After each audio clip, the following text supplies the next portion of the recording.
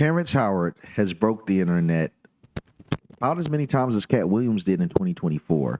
And it's strange because both of these celebrities are prolific men that are choosing specific times to expose the darkest secrets in the industry. Now, Cat Williams, I could say he set it off, but it appears that Terrence Williams will be the one to officially drive the stake through the heart of the industry. How is it coming? Why is it coming? And why now? Now, I feel like none of this is random, and these industries are falling. We see the music industry is falling, and we also see Hollywood is falling. Their returns are significantly lower than what they're used to, which means they have less power. They have less hitmen. They have less resources to slander individuals. And most importantly, from the recent election, which we got proof from this, they have less people believing in them. And just like a god, the less that you believe, the less believers that you have, the less power that they have. The industry can't just slander individuals, give them a story, plaster it all across the internet, and have millions of people believe them because they said it so. People are in the era of questioning. So it gives these people some leniency. It gives these people some freedom to expose it. And I think if Rome can fall, the cabal in Hollywood, the cabal in the music industry can fall as well. I just think we're witnessing the inevitable. And Terrence Howard has been exposing it, and we have to break into it. So funny, like my friend said to me, rappers, they're all so tough until you hear their real name. Yeah, or until you see them at a puffy party. Then they're not tough no more. I'm surprised that the rap game is still alive because the masculinity that the rappers are supposed to portray. What is it with all the man-on-man action that I'm learning about? I mean, like with the puffy parties, like the last thing I ever thought that went on there was gay stuff. Not that gay stuff was wrong, it's wonderful. I just did not think. It's also strange that this man, it's something wrong with it, because for Bill Maher to say that he was surprised that it would be gay stuff going on in the Diddy parties, he has to emphasize that, well, there's nothing wrong with gay stuff. Well, if there's nothing wrong with it, why is it surprising then that is happening in the first place? Because he feels like it's not a normal system. He feels like it's abnormal. Now, this isn't saying that it's my opinion. I'm stressing it's his. These people, they can't have a stance and stand on it. And you can tell that Bill Maher, he reflects the old media where you have to say something and double back 2-3 times. And I say old media because after Trump election, we are in a new era. It was new media, liberal media, council media. Say this, then apologize 2 days later. We're exiting the era. So, it really just shows that he still has a lot of attachment to the way things were and not the way things are. That's what Puffy was doing. Yeah, well, I didn't think it either. And even when my assistant said that stuff, I still was like joking it off. And it wasn't until later on that I heard other things from people that worked from him. You remember that back in the times of slavery, they had a thing called breaking the buck, where they would take, not to go in a bad place, but this is how I see what's happening, the parallels with what's happening correlates what's happening in the business. If they, back in the times of slavery, if they had like some 12-year-old slave that was just full of himself and confident and, wasn't listening, they would tie him to a log or a barrel, and a bunch of the overseers would rape him, to where when he walked around with the slaves now, he didn't have the confidence. Sure. He was broken, and it was called breaking the buck. Wow. And that's still taking place. And so to hear that people in the industry are still making young rappers. I've broke it down and said that this is definitely happening in the industry, that they're breaking people down. Like I said, it's a lot of sex magic rituals. I want to break into this stuff, but I ain't gonna lie to you. I feel like a lot of my viewers ain't ready for that, to really talk about the occult sex magic and why it's really happening. People not just diddying around because they freaks. Mind you, people are freaky. But a lot of it goes to, and it stems from, occultish sex magic rituals where they're trying to emit certain frequencies that empowers them. It's the same thing that leads to these conspiracies of adrenochrome. It's about the frequency, the energy that this individual is emoting before death. You know, that's the conspiracy, not confirming it. We are on YouTube. But it's what's really going on. And I feel like we're very, very close to just go ahead and cracking this egg wide open and saying that, hey, we're just doing what we're taught in fraternities because that's the system that they brought us in. I think it's more so Stockholm syndrome woman that's occurring. And I'm glad that Terrence Howard, he mentions about the buck breaking because similar to buck breaking, Stockholm syndrome, it does play a role. Stockholm syndrome to me is one of the most interesting scenarios of mental health, in my opinion, of studying psychology, because you can start to sympathize with your abuser and even start mimicking your abuser. And I feel like that's what's taking place in hip hop. Me myself, I even had an offer that was life changing once in LA that I had to turn down because it wanted me to do things that was just outside of my nature and my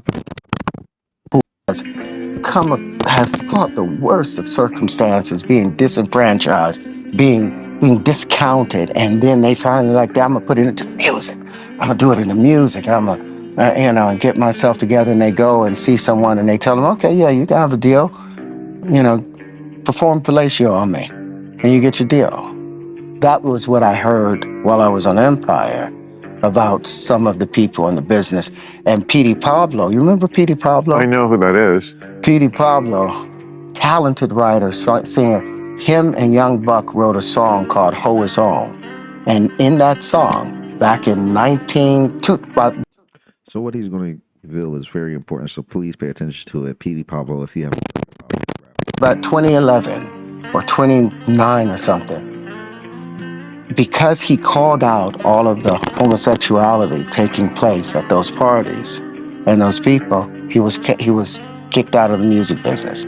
No radio station would play his stuff. So you look for Petey Pablo, he's not around anymore. But that song, Ho It's On, they did not care. They went all in on it. Did you hear what I heard about what? I don't know. It's going to be on the last clip. Terrence Howard, he came out and said he's going to be revealing, well, he revealed that he's going to be starting a show on YouTube specifically that's going to be exposing the music industry, and it's going to be, quote unquote, a actor's wet dream. So he's going to be exposing the music industry, Hollywood, and all of the dark secrets that Hollywood has. It'll be interesting to see how far he goes into this, and if it's going to be information that would be deemed life-threatening. Now, I think a lot of people started doubting the validity of people being suicided for releasing information until the Epstein victim just, quote unquote, committed suicide. So now suicide is back into play. So, we have to wonder, is Terrence Howard actually safe with releasing this information? He's been going on a truth run. Some people say he's narcissistic because it's like, dude, how do you go from pushing science and then push this? So I can't say as a content creator, it's a little bit suspect because he was getting a lot of media attention with the science stuff, and it might have kind of, drifted off. It wasn't as popular as it was. I mean, the student's been doing this for about a year or two now, right? And now he just becomes this creator that's talking about exposing the industry.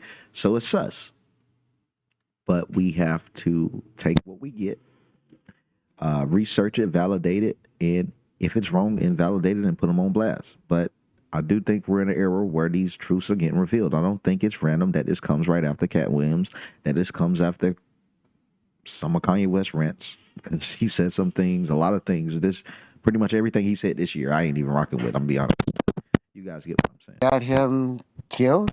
Oh, I think we all know generally what got him killed, but what's your theory? The night before, he had signed an executive order ordering that the Federal Reserve would no longer be printing the dollars, that the U.S. government will now print the dollars. The Federal Reserve is the U.S. government.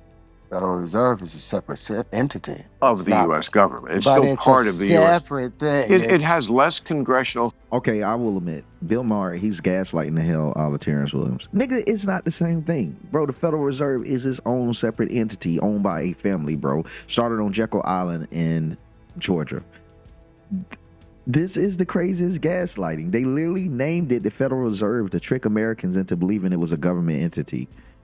You can't, like, come on, man. That's such a crazy gaslight. And it just shows who these people, these mainstream media talk show hosts, etc., who they really work for. To sit there and simp for the fucking Federal Reserve, it's the craziest thing. To sit there and try to convince the American people that the Federal Reserve is an extension of it is, by and large, simping for the Federal Reserve, because it's propaganda into making people believe it's an extension of the U.S. government, which it's just not. Control, correct, than cabinet positions or any other department. Yes, that's for a good reason. You don't want you don't want to politicize. Funny enough, Well, Trump's doing that now.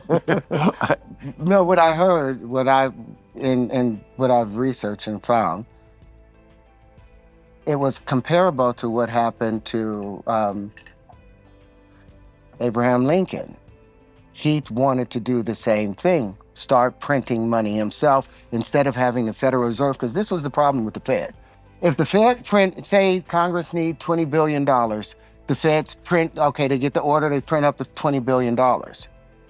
They never print up the interest, because there's interest on that $20 billion that they just did. They've never printed up enough money to pay the interest, so they were always going to be in debt. So I heard that Lincoln, and I would love to find it, that Lincoln had ordered that the Federal Reserve wouldn't be printing money or whatever, and he was going to print it himself, and the same thing was happening with Kennedy. Now, I don't want to take away nothing of what Terrence doing, and like when you own a talk show or whatever Bill is doing now, isn't it strange how everyone has switched over to the podcast formula? Let's just everything has shifted over to podcasting. Like, dude, this is Bill Maher. This, when I was growing up, one of the biggest talk show hosts of all time, and now he's trying to do podcasts. Like, what the hell is going on, dude? What has happened to our idols? But nonetheless, it does worry me to see Terrence talking about all these different topics, because it's like, dude, are you going to give us a new form of energy, flight, and travel, or are you going to expose the Illuminati, or are now you about to expose history? I mean, I do the same thing, but I kind of got my claim to fame being a breaker of narratives, and it's not breaker of the narrative, it's breaker of narratives. So it's kind of my thing. Him coming into this and this being his whole identity now, I don't know. But like I said, I'm staying hopeful because he has more information. I could be wrong. If you want to tear that down. This is, he dropped this video 2 days before he did the announcement that he's going to go Rampage Jackson on all of Hollywood.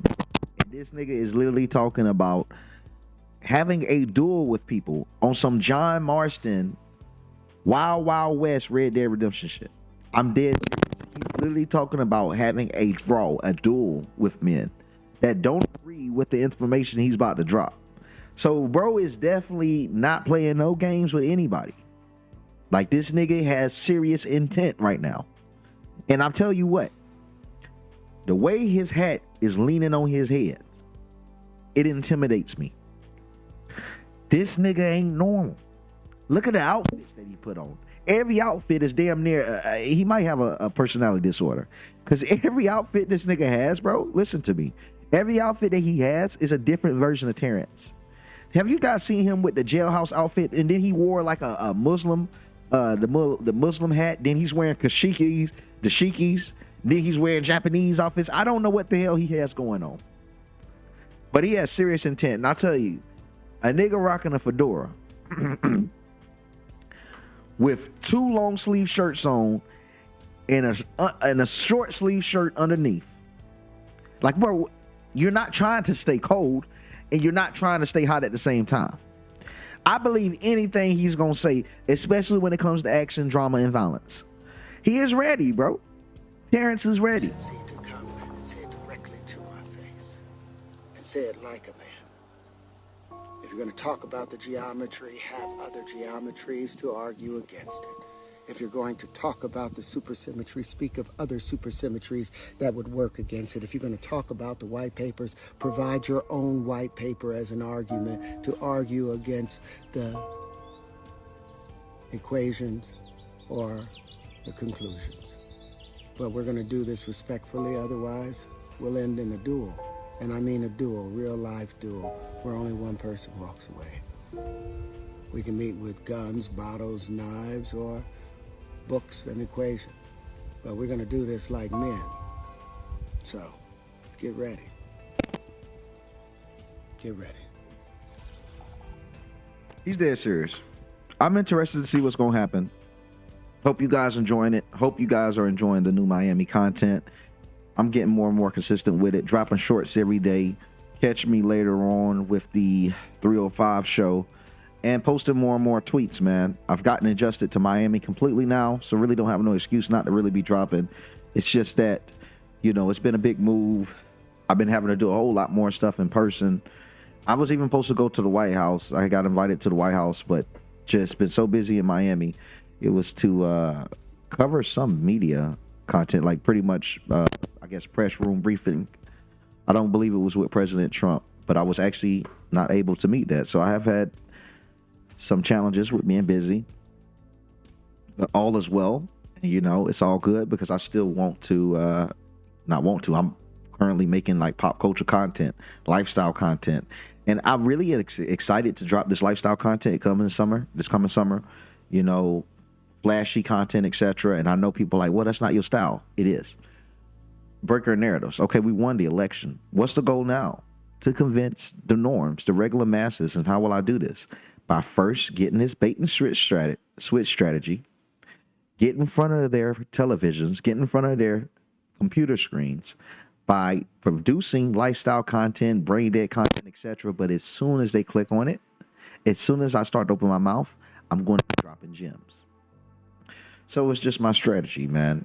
Never judge a book by its cover. So I have a lot of that content coming in that don't judge a book by its cover content, me being the book, of course.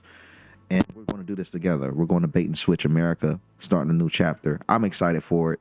You see it. Oops. I'm got to get that right. It's not my right. It's my left. The world is yours. So we're going to get this done. Appreciate the support. Like, comment, subscribe if you enjoy the content. We can get to 60K subs. We can do that. Okay? Let's do that. I think we're going to do that. We're going to do that. All right. See you guys on the next one.